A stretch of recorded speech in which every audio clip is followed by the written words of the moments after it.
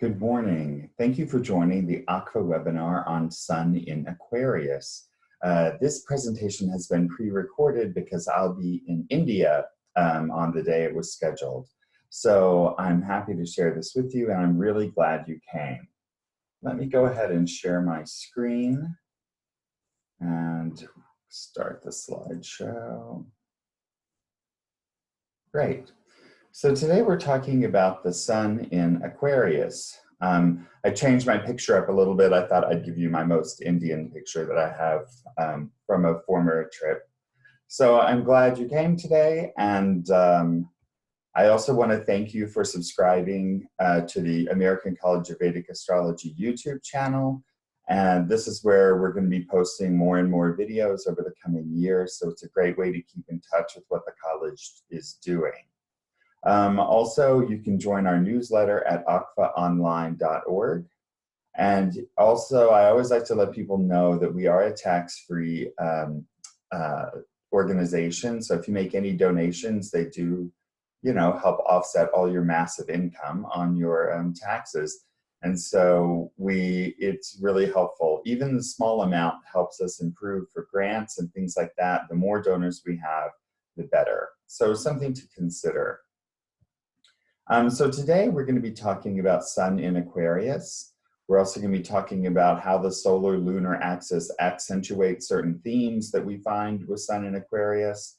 We'll go through the current transits, and then we'll go sign by sign with some ideas about how you can use this energy in your life productively.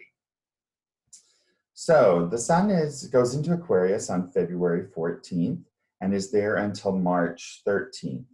Now, if we just take a minute to think about what is Sun in Aquarius. Sun is a Sattvic planet. It's the brightest object in the universe for us. And so it's a very powerful force that is always guiding us towards a higher consciousness. It helps to purify everything. I mean, even sunlight itself is considered a disinfectant. So it's really a force that's helping to move us forward on all levels. Aquarius is a very interesting sign to me because the first 8 signs of the zodiac are about coming into the world and then being in the world. The last 4 signs are really about preparing, like summarizing all the lessons, all of our experience from these different signs and transmuting them to higher lessons. So really, this is where the self-improvement goes into high gear from Sagittarius through Pisces. And Aquarius is the sign that's related to Kama, which is desire. So the Aquarian desires are not really ambition or materialism. They're really on the higher level. Like, really, what is it we desire? The last 4 signs puts us in more that eternal cosmic space where everything is, there's getting away from the transient material. So it's interesting, the Sun is coming into Aquarius. The first indication that comes up to mind is that this is a chance to really, with focused effort and a little energy behind it, to really maybe, change some things in our life that will really improve how we exist in this world and how we can help others. So the 3 nakshatras that are there, which I really look at closely, I'm studying them more and more because they give a lot of meat kind of to the signs. So we start the first 6 degrees, 40 minutes of Aquarius are ruled by Mars in the sign of Dhanishta. And so you can see that the gunas there, which are the motivation, the primary guna is sattva.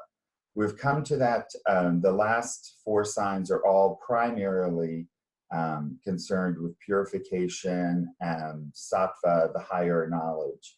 But it's still 2 signs of tamas, which is the really deeply material things. So this means that we're still at the beginning of it. We have all of the elements that are coming to us through the 8 vasus, which are earth, air, fire, water, ether, the 5, plus the sun, moon, and Dhruva, the force of motionlessness. So we have all of these things that we're still working with, we're still connected to. And it reminds me of what the teachers say, that you can't give up something that you've never had. So we have all these things that are still on like the tool bench that we're still working with, let's say. And we're learning to release them, or to really learn the true value they have in our life. It's not always about releasing them, but maybe we're expecting something out of it that it's not capable of giving.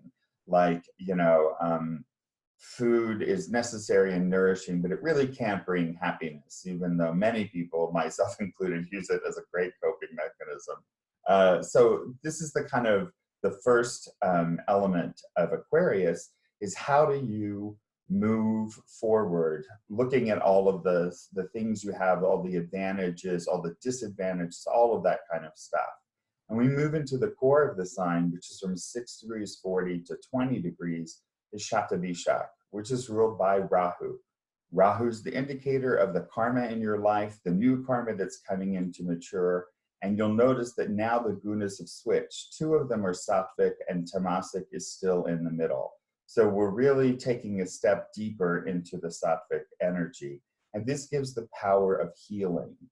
So this sign has 2 relations to it. One is Varuna, but also sage Valmiki. There's a story here about how he was born to a sage, and then as a child he got lost in the woods. So he was kind of left on his own, and he began to rob people in order to, meet his daily needs and whatever. And then one day he came across a great sage, and he tried to rob him. And the sage looked at him and said, why do you rob people? And Valmiki said, well, I have to provide for my family and everything. And the sage said, well, have you asked them if they're willing to bear the karmic debt of what you're doing to support them? So he went back to his family, and they all said, no, we need to find a better way to move forward. And I think that's a great story that shows a deeper side of Aquarius, that it's about looking at what we're doing, because not that we ever do anything for bad reasons. We do them why it looks like the best option at the time. If you're a kid lost in the forest, we understand. And in a way, we're all children lost in the forest. So this is a great time to balance the light and dark side of our nature and recognize why I say the value of both here, but it's how they served a purpose. But now, with more experience, we may be able to do things in a better way, which is a very powerful statement of Sun in Aquarius. And the last degrees, from 20 degrees up through 3 degrees of Pisces, is ruled by Jupiter. And again, we have 2 sattvic levels and Rajasic. So we are now really actively looking for sattva, because Rajas is dissatisfied and is always looking for better solutions. So here we have the power to raise a spiritual person up in life. This is really setting us up for the culmination of the sun's whole trances through all the signs. And it's also getting us ready to move into the next level after sun goes into Aries. So the idea is to move beyond the play of Maya, like the good-bad duality, and see the world more with divine detachment. Let me get some water. So what does all this mean? So the sun in Aquarius, I think the sun is related to the ego. It's our sense of ourself and who we are. And Aquarius is about freeing yourself from the limitations of the ego. The symbol of Aquarius is a water jar that's pouring out water. Well, in India, it's often said to be pouring out medicines. So it's pouring out healing, and it's so much that it relates us to the masses. Then also the vessel, the jar, the kumbha has been broken. And the kumbha represents our ego, because as we define ourselves, we are limiting ourselves. So the goal here is to redefine ourselves. I mean, ultimately we shatter the ego and we transcend to a higher level. But, this doesn't mean that we don't do anything until then. We really kind of start that process every time we look at something we consider a limitation of defining who we are, and re-examine it and say, yes, maybe it still does fit, but perhaps it doesn't. Perhaps there's a better way. Aquarius relates to helping and healing on a community level, and the sun is our vital energy, which can become limitless once we are free from the ego. So think about it. It's like if you have a light in a room that's all closed up, that room is very bright, but nothing else is. When you open the window or open the door, the light spills out. So this is the potential and the hope that your efforts and everything can spill out. So we must see the light and the dark and know that they are both shadows. So the light here on this plane is illuminating things that we perceive to be real, that are actually transient. So we can look at those things and be thankful for them and use them because, you know, we have to sustain ourselves in this world, but always knowing that this is temporary and we can go to a higher level. So I want to talk about the beneficial use of the solar energy in Aquarius. I have to admit, I mean, I've been studying this for so long, and recently I picked up a book and was reading it. It's about how to apply yogic principles to, you know, the business world. And it dawned on me, like, our remedies, we are part of Vedic knowledge. And a huge part of the Vedic knowledge are the yoga sutras or the shastras, the teachings of yoga. And that prescribes some really specific things we can do to improve ourselves, which really can help us address like this kind of Aquarian energy that we're in. So there's a set of guidelines called the niyamas. There's yamas and then there's niyamas as part of the 8 limbs. And these are guidelines for self-care. And I think as astrologers, especially, I mean, as Vedic astrologers, we can use all of these things to support our readings and help give ourselves and our clients kind of specific goals to do. So I want to go through the niyamas today just as an offering to you and see if some of this doesn't resonate in yourself and in your work with your clients. So saucha is called cleanliness. And really what that's talking about is not only physical cleanliness, orderliness, because, you know, you want to have an organized environment, but because otherwise, you know, if it's too cluttered, you don't get the work done cleanly. So the 2 subtle points I pulled out of this were that we need to encourage ourselves and others to take in pure food, water, and fresh air. And I'm adding to that uplifting media. In the world today, what you watch, like what you're taking in through all your senses affects your being and how you perceive the world. So it's really important to stay with pure food, water, fresh air, which the classics give, but also really monitor what you're taking in. Because our brain doesn't know the difference between what we watch on television and what we actually experience it. On a subtle level, we are actually experiencing everything you watch on television or read about on social media. Also, to surround yourself with positive, supportive people who inspire you to be your best. The second principle is called santosha, which means contentment and gratitude. So the idea is to become comfortable and happy with what we have. This doesn't mean that you don't have ambition and the desire to grow, but really take time to recognize everything that you have. And it will alleviate your stress. It will also help to lower your autonomic nervous system, everything, because there's an endless loop of desire of things we don't have. So if you put all your energy there, you're in a constant state of upset. But when you sit back and realize all the things you have, it's a wonderful practice and it really helps keep you centered and grounded. Also become aware of the positive thoughts we have each day, and more will arise. Often in journaling, people tend to go into the negative, like this, you know, you have one bad interaction with someone at the checkout line at the grocery store and you relive it all day. So the idea is to flip the script.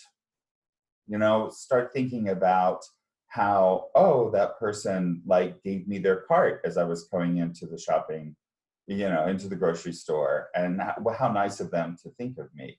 So this is part of really switching your mind, and it helps you build contentment and gratitude, which keeps you, again, ready to do the deeper work.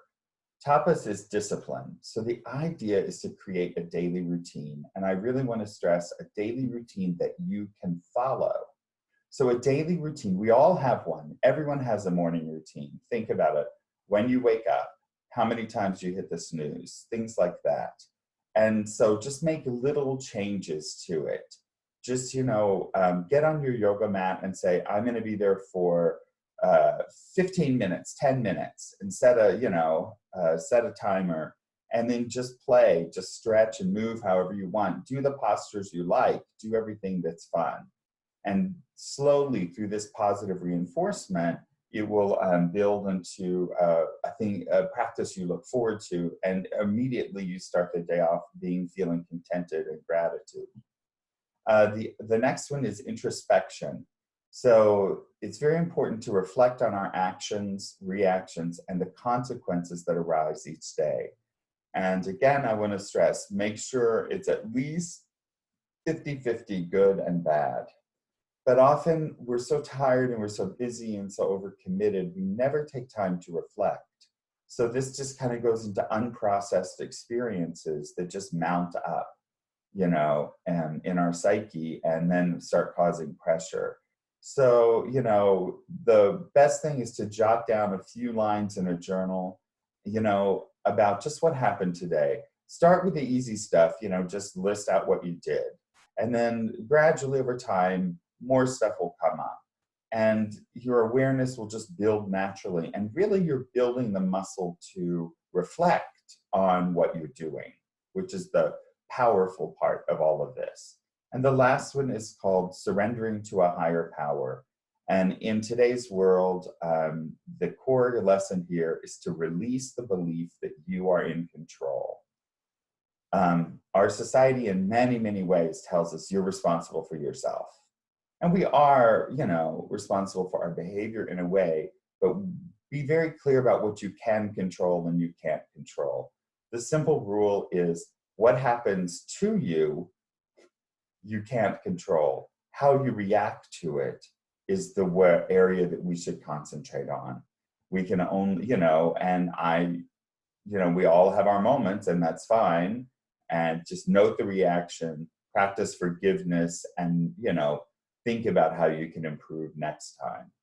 The other thing is to identify how you connect to something greater than you. This is the great cushion of life, when you don't feel it's just you alone, that you have someone with you, a greater power, a higher, something that takes you into that quiet space within yourself. And then cultivate devotion, which we call bhakti, toward that entity on a regular basis.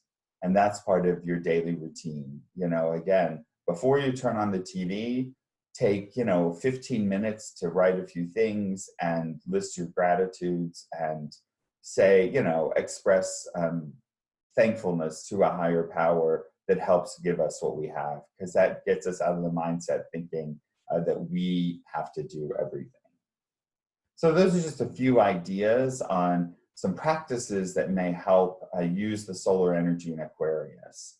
So let's talk about the lunar cycle. So the new moon starts or occurs on February 23rd at 10 degrees of Aquarius, which is in Shatabishak. Now that's really the principle of Valmiki and transitioning our lives and everything. So where the new moon is placed gives us one impetus, really of the energy that's going to manifest. The other impetus is so we start from introspection, self-control, self-examination, and we move through all those niyamas. That's really the new moon. You can start your daily routine there. That's a good place to start new things. And then at the full moon, we kind of start to look for the results of what's going to manifest. And this month, the full moon is on March 9th at 25 degrees Leo in the sign of Purva Falguni. So this we have just listed out you can see the top 3 rows. The gray one, the 23rd, is the new moon in Aquarius. I've given the details at the bottom of the grid. And then we have the full moon there. So let's talk about the full moon in Leo and Purva Falguni. So Leo and Aquarius are both fixed signs. This will help to stabilize our mental and emotional world as we kind of venture into some areas which, maybe we haven't gone into a lot before. But the other thing is we can feel stuck. So this is going to be a little impetus, there can be a little resistance for making changes. So be aware of that energy, because part of being an astrologer is we can read the energy. So we know if we're feeling a little resistance, that's just the character of the energy that we're in. And since, the new moon and the full moon are both in fixed signs, we know that use it for stability, but don't use it as limitations. It helps us to interpret it. In Purva Palguni, we get the material comforts and rest. And so that's nice because, hopefully they'll help smooth out just, the day-to-day stuff, fewer crises, so we really have time to do deeper work. If you're always in chaos, you can't really jump into, a lot of introspection. You have to time everything, with what's going on and select the right time to do this kind of work.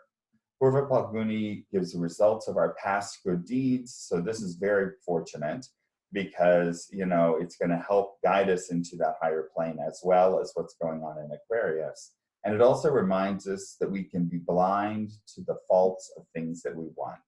So this is where our introspection is going to help us cope with that. So I thought we would just look at the chart for a minute of the full moon. This is based on Seattle time. And one thing I want to just point out is look how nicely the planets are spreading out. Remember, a couple months ago, everything was stacked up in Sagittarius. And now we have a lot of strength coming through the chart. On this day, we have Jupiter in his own sign, Saturn in his own sign. The sun is moving out away from the group. He likes to have space.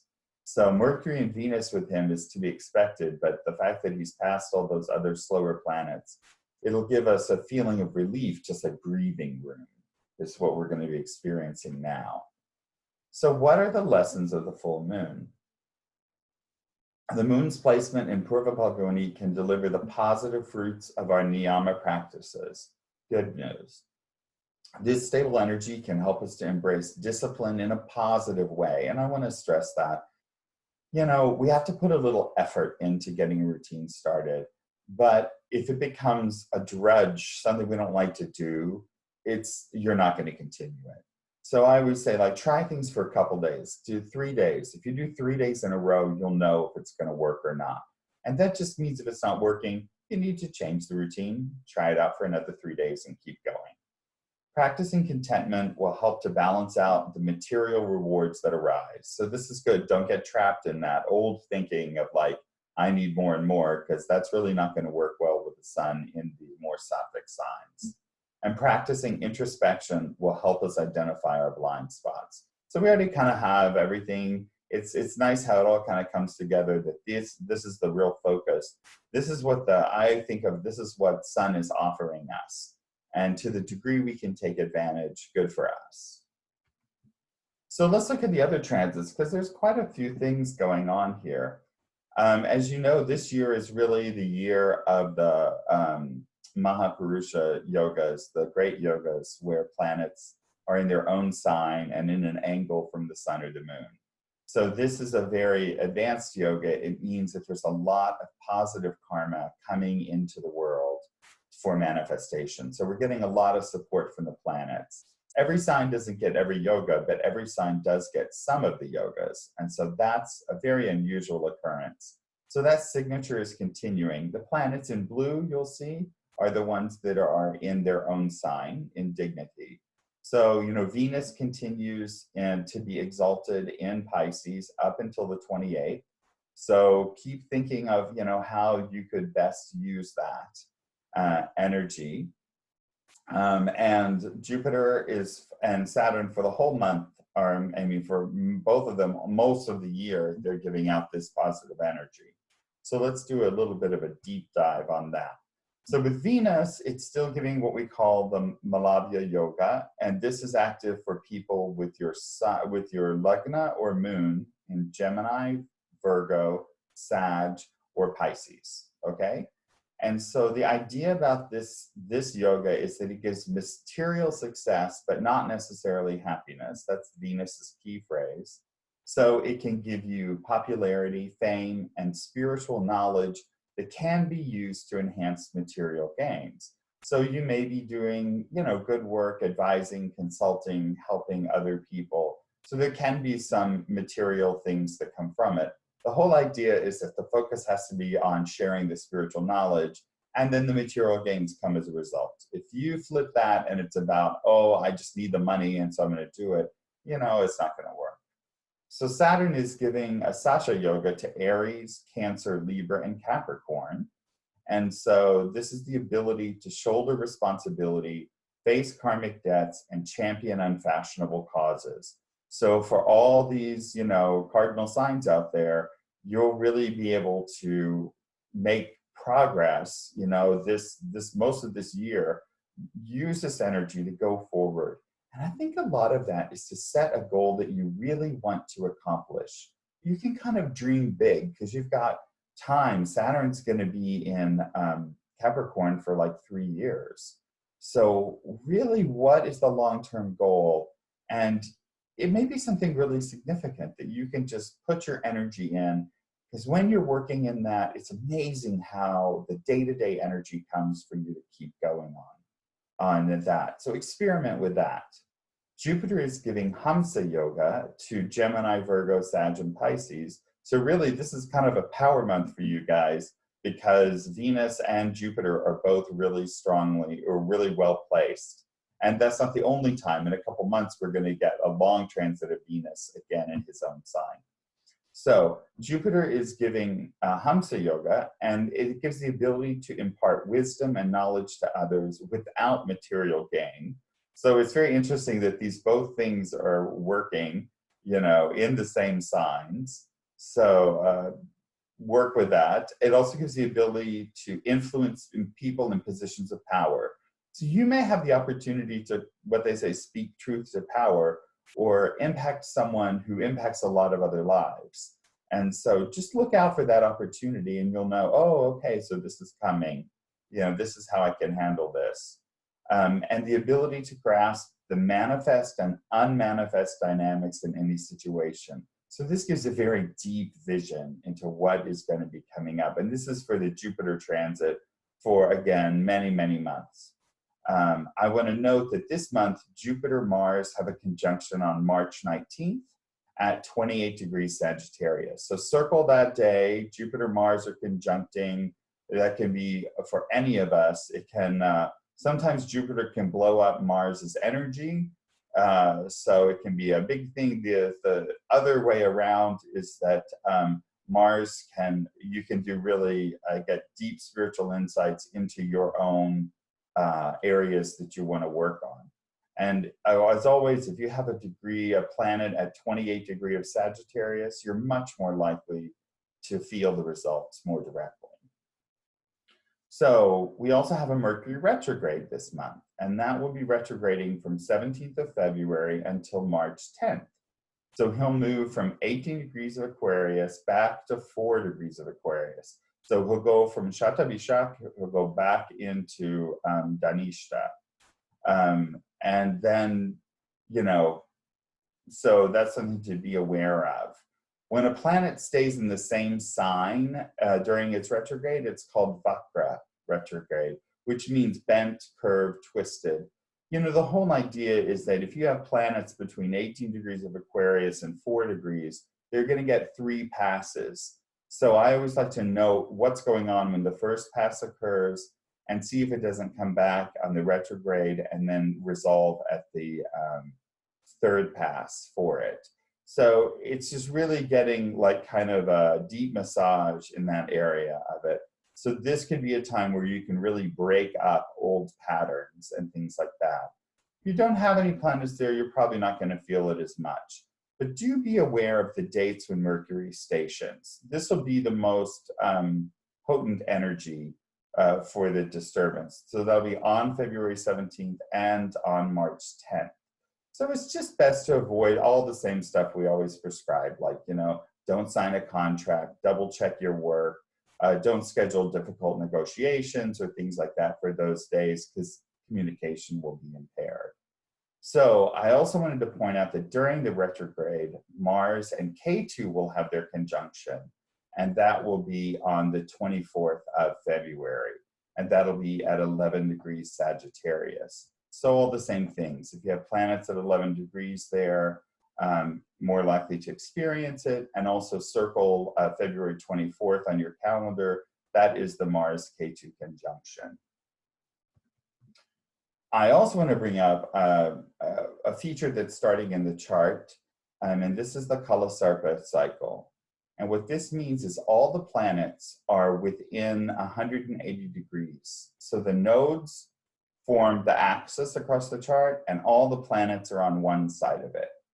Now, the way Kalasarpa yogas work is that the moon goes in with all the other planets. That's the Kalasarpa. When the moon comes out and crosses over, then the Kalasarpa is canceled. So it's a 2 weeks on, 2 weeks off. So you can see here the dates that it is active. So the whole cycle goes from February 23rd until May 25th. So it tends to just bring a little more intense energy. While this is a definite signature in a birth chart, transit-wise, what I've noticed is it just seems to be a little more, pressure. You kind of feel, you often don't see the other side. If you're having a conversation with someone, it's more difficult to see their perspective. Things like that. The energy is a little more polarized. Now we look and we note that it's going to be happening, the first one, during a Mercury retrograde. So that may indeed be the most intense one of all of them. But it's just a little something to watch. The ways it most often manifests is, first of all, in relationships. So if there's, some stress going on in the relationship, you can just, chalk it up to Kalasarpa, wait for the moon to come around, and most of the time it will resolve. There can also be issues with children, minor health things can come up, and then you look at your career, business, profession. There can be, you may have a bunch of deadlines due during those times. That's an interesting thing to watch, is like how hectic your days get at work during this Kalasarpa. And finally, there can be some financial implications. But the most common is relationships. The least common is finances. So it's just something to be aware of, and we'll be tracking it through the thing. So I invite you to provide feedback if you notice something, and it would be really interesting to hear from you. So let's go sign by sign. If the moon or Lagna are in Aries, the sun will be in your 11th house. This is the natural zodiac, so this always applies to everyone in general. So the idea here, I think, is to examine both sides of your nature concerning effort and reward. If they're not balanced, there'll be disharmony. So this is kind of the core of it. Look at where you're placing your energy. Is that in the right proportion to the results you're getting from that thing? Classically, work. Are you giving enough energy to work, or are you withholding work, because you feel overwhelmed? And so then it makes it more overwhelming. You get further behind. Conversely, are you working way too much time and it's not giving you the reward? And, finding that work-life balance, that's going to be key this month. Taurus, the sun will be in the 10th house. So, examine again your work-life balance, because Taurus is in the 10th house. It's the house of career and work anyway. So what parts of your career support your higher life goals? If not, how are you working towards those lasting goals? Release your stubbornness into the joy of being flexible. Because Taurians can be a little fixed, if you haven't noticed. And the idea here is that, is your work satisfying your higher goals? And the real key to satisfaction is aligning what you do most of your day with some part of your greater plan. So just, work that out. And if not, it's not possible. There's times we all have to do the job for money. Okay, that's great. But then make sure you're spending time actually working on those things that support really your soul, your inner nature. Geminis will have, the sun will be in the 9th house. So being a lifelong learner supports a healthy, well-rounded life. How are you managing your continuing education? Geminis, you've always got to be learning. That curiosity, you've got to satisfy it. So, spend time, try to carve out time with your hobbies, try to, learn something you've always wanted to do. Study astrology. That's a never ending task, as we all know. So, maybe pick something new, pick Varshapal or some technique and get into it and, connect to the joy of study and education. Cancer will have Sun in the 8th house. So this is a chance to gain insight into hidden areas of your past. Use the niyamas to observe your automatic responses and coping mechanisms. So these are, it's a good thing. Cancers are so intuitive, they're so connected, but yet there's always more. There's something a little deeper there. So this could be a supportive time to, delve into those areas. For Leo, Sun will be in your 7th house. So of course, that's partnerships, they're dynamic. And this month will be a good time to do a cost-benefit analysis to see how the relationship can be improved for both parties. So this could be 7th house's negotiation. And Leo's not always a strong suit to negotiate. We all know that. But this could be a time where you could look in there and really see what's working. That's where I would always start, working with partners, or if I work with couples, like, how does it, what's working? And then say, well, what's not working so much? And, through open-mindedness and sharing, hopefully you can find a rebalance to keep the relationship fresh and healthy. Virgos, the Sun will be in your 6th house. So examine your daily routine and work life, not only on the job, but at home. So the daily routine is like all the stuff we have to do to keep the house running, pay the bills, do the laundry, mop the floors, clean the kitchen, all that kind of stuff. And see if you can't connect to some joy, some part of it. It's part of the niyamas, is cleanliness. So maybe that's what you could count it for.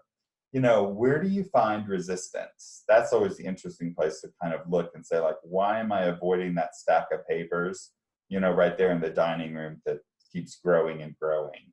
So get creative about ways to alleviate that resistance. Put on your favorite music, sit down with the shredder next to you and just see how much of it you can just shred. Libra, the Sun will be in your 5th house. So Libra and Aquarius are both signs of desire. But in Aquarius, we have moved to desires which are beyond the physical and are of a more pure sattvic nature.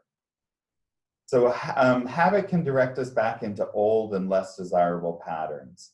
So experiment with pure food and water as well as regular sleep and see if you don't feel better. That's the idea, is to do something in your daily routine that actually you feel better, take time to recognize you feel better, and that will help perpetuate the cycle and make it more effortless. Scorpio will be in your 4th house. So take action to support others and you'll get out of your shell and experience more openness and freedom.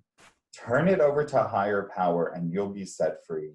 Scorpio is very difficult, that scorpionic energy in all of us. I mean, it's the sun and the moon. I mean, the lugna and the moon, most important, but we all have Scorpio working somewhere in our life.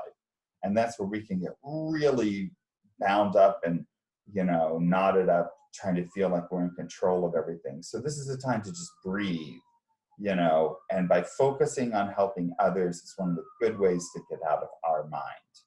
Sagittarius will have Sun in your 3rd house. So seek the company of supportive, positive friends and colleagues, and remember support goes both ways. Sagittarius is great for this. It's like you have a lot going on. That energy is, very important to all of us, but it's also can be such a bright light to others. So be sure that you're sharing that in a good way. Capricorn, Sun will be in the 2nd house. So you can gain insight into family matters and can heal old patterns by accepting that everyone is doing their best. Once you let go of the thought that you must be in control, remember that no one else has to be in control either, okay? Find a common alliance.